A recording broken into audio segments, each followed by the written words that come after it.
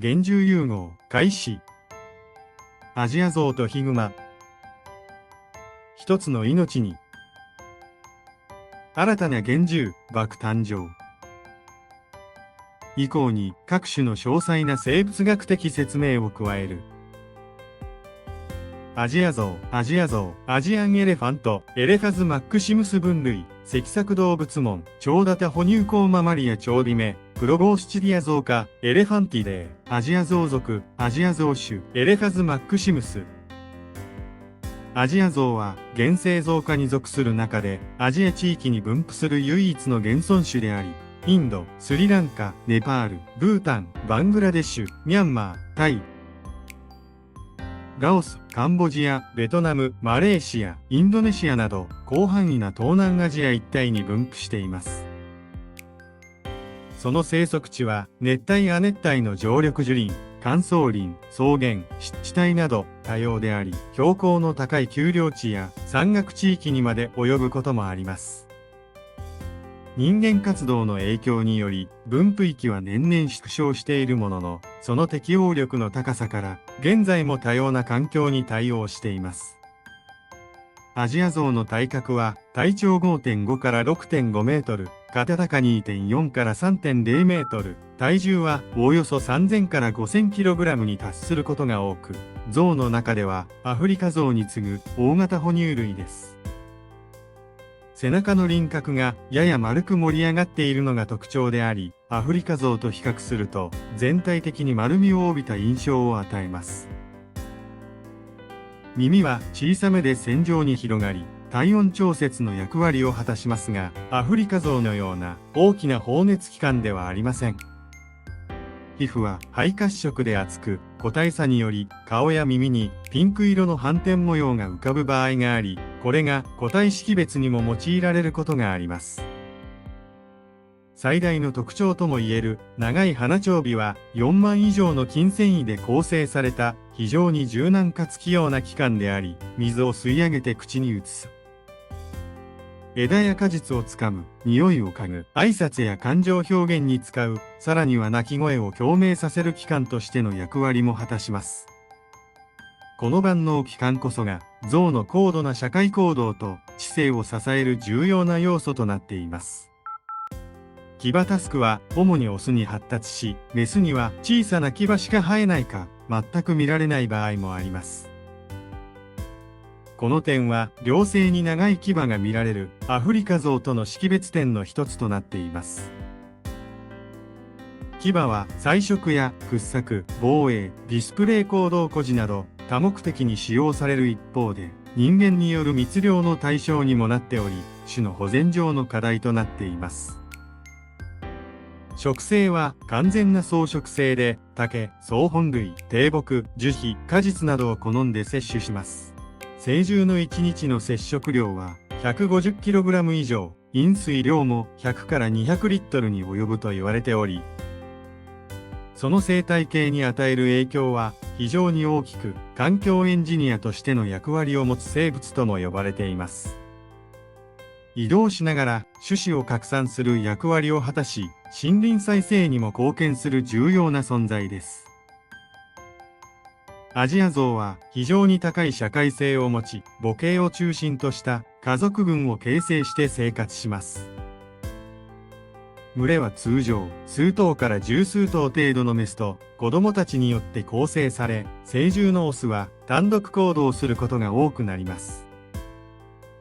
知能の高さも際立っており、記憶力、空間認識、道具の使用、協調行動、死を悼むような反応などが報告されています。このような高い知性と情動性を備えた動物であることから、かつては人間社会でも広く用いられ、古代より儀式、宗教、戦争、農耕、運搬といった様々な場面で重要な役割を果たしてきました。しかし現代では森林伐採や農地開発による生息地の喪失、交通網による分断、密猟、人との圧力などにより、その野生個体数は著しく減少しています。IUCN 国際自然保護連合のレッドリストでは、絶滅危惧種、エンデンジャードに指定されており、今後の保全対策が急務とされています。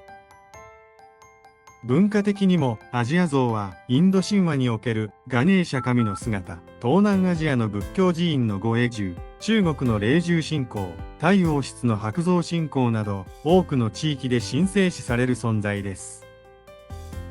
特に力、知恵、生成を象徴する動物として美術、宗教、民族の中に深く根ざし、現代においても象徴的存在として人々の心に生き続けています。ヒグマ、ブラウンベア、アーススアークトーズ分類、脊索動物門、超ダタヒ哺乳綱ママリア食肉目カーニボーラクマ科、アーシデイクマ属ヒグマ種、アーススアークトーズ。ヒグマはクマ科に属する北半球に広く分布する大型の雑食性哺乳類であり、学名ではアーススアークトーズ、すなわち褐色クマブラウンベアの一亜種とされます。ユーラシア大陸から北アメリカにかけて多数の亜種が存在しますが、日本国内では北海道に生息する唯一のクマとして知られており、本州以南に生息するツキノワグマアーススシベタヌスとは別種となります。成獣の体格は非常に大きく、特にオスは体長 2.0 から 2.5 メートル、体重200から400キログラムが一般的ですが、条件が整えば 500kg を超える巨大個体も確認されており、日本における最大級の陸生動物といえます。肩には盛り上がった筋肉の隆起があり、これが四肢の強力な動きを支える構造的要因となっています。前肢には長く鋭い鍵爪を持ち、これを使って木に登ったり、土を掘って食物を探すなど多用途に用いられます。クマの俊敏性はしばしば過小評価されがちですが、短距離であれば人間を大きく上回るスピードで走ることが可能です。毛色には個体差があり、濃茶褐色から黒褐色まで多様であり、光の当たり方によっては金色がかった毛並みに見えることもあります。その厚い皮毛と皮下脂肪によって北海道の厳しい寒冷環境にも高い適応力を発揮しています。嗅覚は極めて鋭敏で、人間の数十倍とも100倍とも言われ、数キロメートル先の匂いも嗅ぎ分けることが可能とされています。視覚・聴覚も十分に発達しており、夜間活動にも対応しています。食性は典型的な雑食性であり、春には山菜や草の新芽、夏には果実や昆虫、秋にはどんぐりや栗などの堅果類、さらには鮭や小型哺乳類、鳥類など動物性のタンパク質も積極的に摂取します。特に秋の高栄養期には冬眠に備えて1日に何万キロカロリーものエネルギーを蓄えようと活動量を増やします。このため果樹園や養蜂場、鮭の遡上地点などに出没するリスクが高まる時期でもあります。驚くべきことに、メスのヒグマは、この冬眠中に1から2頭の子を出産し、限られたエネルギーで授乳育児を行います。生まれたばかりの子は、わずか 500g 程度の未熟な状態であり、母グマのぬくもりと栄養に支えられながら、巣穴の中で春を迎えます。本来ヒグマは人を避ける習性を持っていますが、森林の伐採や人間の生活圏の拡大によって農地や市街地に出没する例が年々増加しています。特に食べ物を求めて一度人里に近づいた個体は学習して再び出没する傾向があり、人間との接触リスクが高まります。子連れの母グマや突然出会ってしまった個体は非常に危険であり、防衛本能へ驚きから攻撃的な行動をとることがあります。その力は圧倒的で、人間では到底太刀打ちできません。ヒグマはまた文化的宗教的にも特別な意味を持つ動物です。アイヌ民族にとってヒグマはカムイ、神とされ、特に山の神の化身として神聖視されてきました。捕らえた熊を儀礼的に育てて神に返すイオマンテクマ送りという儀式は、命に対する深い敬意と自然信仰を体現する象徴的な文化行動であり、北海道における民族史の中核をなすものです。現代においては、ヒグマは野生動物保護と人間社会の共生という課題の象徴的存在でもあります。観光地や登山道での注意喚起、ヒグマ生息域でのゴミ管理の徹底、電気柵や警戒音の導入など多面的な対応が進められています。人間とヒグマが安全に共存できる未来を築くには、生態への理解と適切な距離感、そして自然に対する敬意が欠かせません。バク、タピルスオニリカミスティカ分類、幻想界動物界、ファンタスティカ幻獣ツナチムラモーフィア霊獣目、スピリティフォームズ夢食獣科、ソンニバライバク族レームクエッシュ、タピルスオニリカミスティカ。バクは中国古代の神話や日本の民間信仰に登場する幻獣であり、人間の悪夢や邪念、最悪までも食らう神聖な存在として数千年にわたり畏敬の対象とされてきました。その原型は中国の三海峡などに見られ、日本には奈良平安時代以前から伝わり、以後は和風化されたバク信仰として広く浸透しました。